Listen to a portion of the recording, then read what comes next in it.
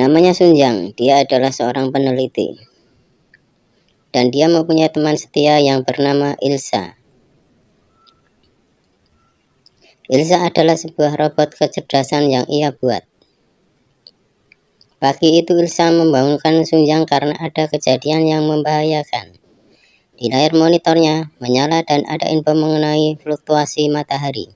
Dan Sunjang merasa ada yang aneh dengan bintang kedap-kedip yang ia temukan. Sunjang menanyakan tentang data satelit Helios.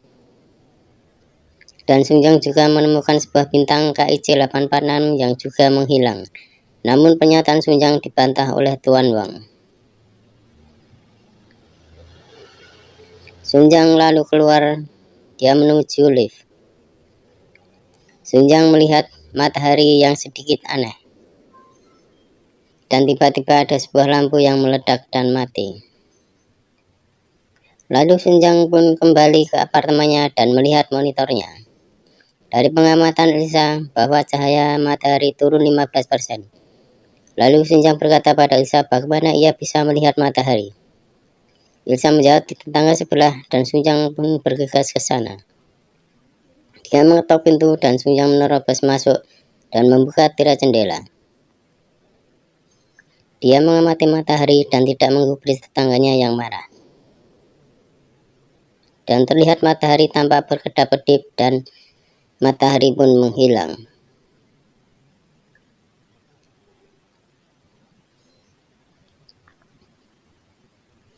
Sunjang pun bergegas kembali ke kamarnya dan memanggil Ilsa. Ilsa pun meminta maaf karena sistemnya mati karena gangguan elektromagnetik. Ilsa berkata bahwa bumi akan menjadi beku dalam seminggu. Di luar tampak semuanya menjadi gelap, padahal waktu itu masih siang hari. Sunjang pun membeli makanan untuk bekal perjalanan. Karena sistem error pembayaran menggunakan uang tunai dan membuat keributan di supermarket. Sunjang membayar dengan uang tunai lalu bergegas pergi. Di perjalanan ke apartemennya, Sunjang dirampok. Dia dipukul dan tak sadarkan diri. Perampok mengambil uang Sunjang. Sunjang yang tersadar ternyata dia sudah pingsan selama 22 jam. Karena perampokan tadi membuat kaki Sunjang terluka. Pintu digedor, ternyata tetangganya yang datang meminta tolong pada Sunjang. Mereka pun bergegas untuk meninggalkan tempat itu. Di luar tampak mobil begitu banyak, entah mereka mau kemana. Sunjang pun menuju ke jalan distrik 2 untuk menemui Tuan Wang. Di radio mengabarkan bahwa menghilangnya matahari masih dalam penyelidikan pemerintah. Dan mereka pun sampai di tempat Tuan Wong Yun. Tuan Wong Yun mempersilahkan masuk Sunjang untuk masuk. Sunjang menanyakan kenapa matahari bisa menghilang. Tuan Wong pun seperti berpikir, karena pemerintah telah menutupi berita ini karena tidak ingin melihat Helios hancur. Simulasi berdasarkan saat ini gravitasi dan cahaya matahari menurun secara drastis dan diperkirakan matahari akan menghilang karena adanya lubang cacing. Tuan Wong Yun memberikan alamat dan menyuruh Sunjang untuk segera pergi. Dia juga menyerahkan jam tangannya kepada Sunjang. Mereka pun bergegas masuk ke mobil. Pada saat Chenmu melihat bunganya layu, dia mau menyiram bunga tersebut. Air yang ada di dalam botol itu pun sudah membeku. Dan mereka pun melanjutkan perjalanan ke rumah Chenmu. Sunjang menghidupkan radio, tapi tidak ada gelombang radio satupun. Di perjalanan mereka melihat pesawat ulang-alik angkasa. Chenmu melihat ada orang minta tolong, tapi Sunjang tidak mau menghentikan mobilnya. Chenmu sangat marah karena Sunjang tidak mau menolong. Sunjang memberi penjelasan bahwa pada saat ini tak ada bedanya menolong karena hanya menunggu mati. Mereka pun sampai di rumah Chenmu. Ternyata orang tua Chenmu telah meninggal dunia. Sunjang mengatakan bahwa kini mereka berdua yatim piatu dan mengajak Chenmu ke distrik 4. Dalam perjalanan, semua terasa sepi dan sepertinya sudah tidak ada kehidupan.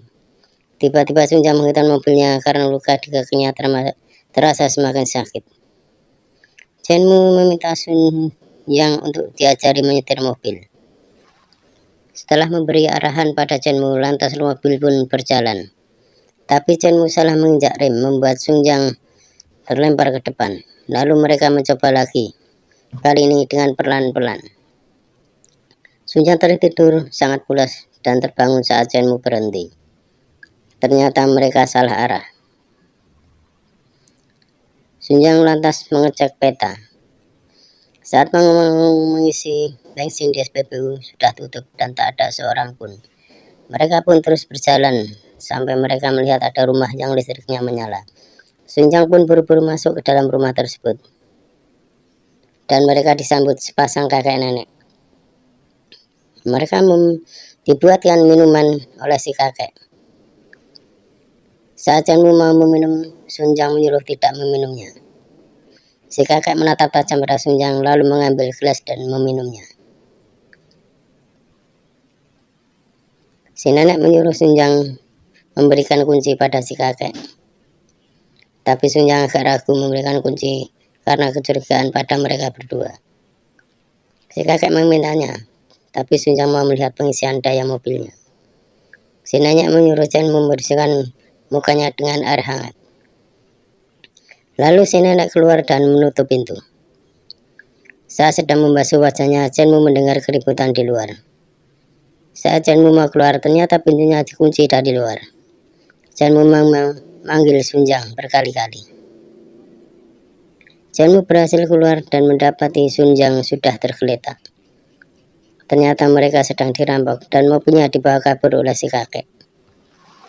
Dengan berjalan tertatih-tatih, mereka pun melanjutkan perjalanan. Walau sebenarnya Chenmu tak tega melihat Sun Yang berjalan terpincang-pincang. Karena kecapean, mereka akhirnya beristirahat sambil makan dan menyantap makanan dengan lahap. Sun Yang mengatakan bahwa ia tak pernah melihat pemandangan yang sangat luar biasa ini. Setelah perjalanan panjang, akhirnya mereka melihat ada listrik dan mobilnya. Sialnya Sun Yang tertangkap oleh para preman dan dibawa masuk. Chenmu berhasil bersembunyi di balik mobil.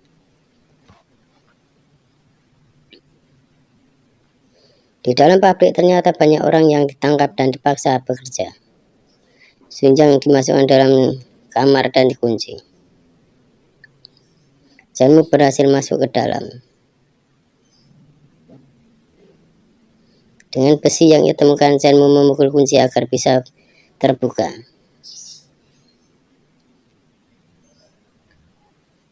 Tapi mereka ketahuan saat penjahat itu menodong dengan pistolnya. Dengan cepat Chenmu menyemprot mata penjahat itu.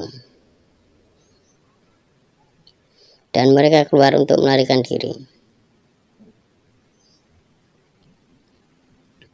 Penjahat itu pun menembaki mereka, tapi Sun Yang dan Chenmu tetap berlari. Dengan cepat mereka masuk ke dalam mobil dan berhasil melarikan diri.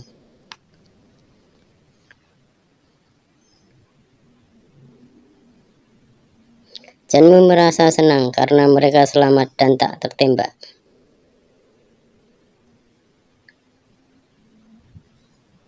Padahal sebenarnya Sun Yang telah tertembak.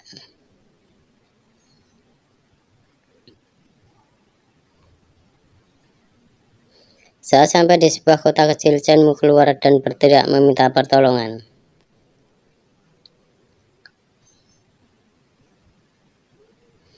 Tapi tidak ada seorang pun yang keluar.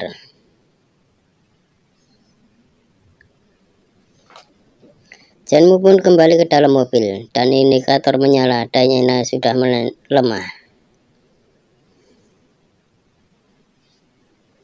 Lalu mereka pun meninggalkan tempat itu dengan kecewa. Akhirnya mereka pun sampai di jalan menuju distrik 4.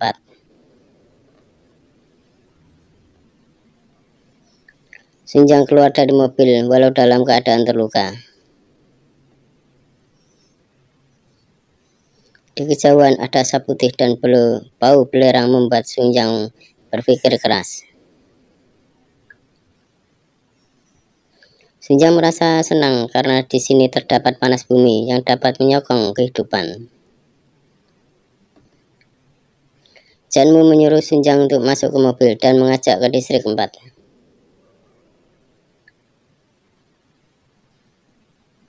Dalam suasana yang gelap dan mencekam, mereka yakin bahwa masih ada harapan untuk kehidupan.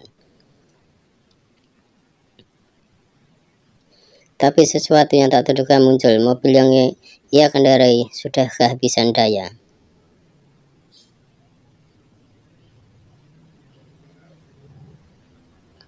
Dan mobil pun mati, membuat Janmu begitu emosi.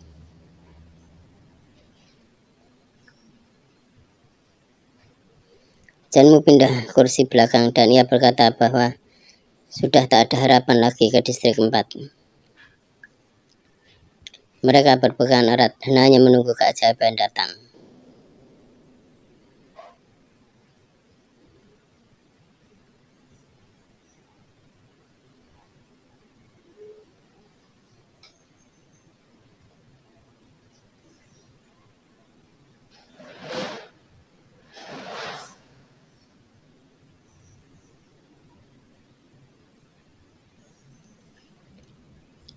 Waktu itulah aku melihat materi itu. Dan jam pun berdetik sudah sangat lemah, menandakan bahwa Sun Yang sudah sangat kritis. Janmu memanggil Sun Yang, namun Sun Yang sudah tak sadarkan diri.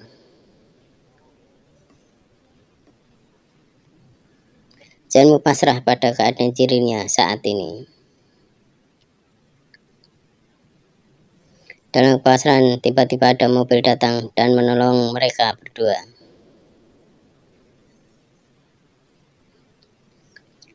Dan film pun tamat.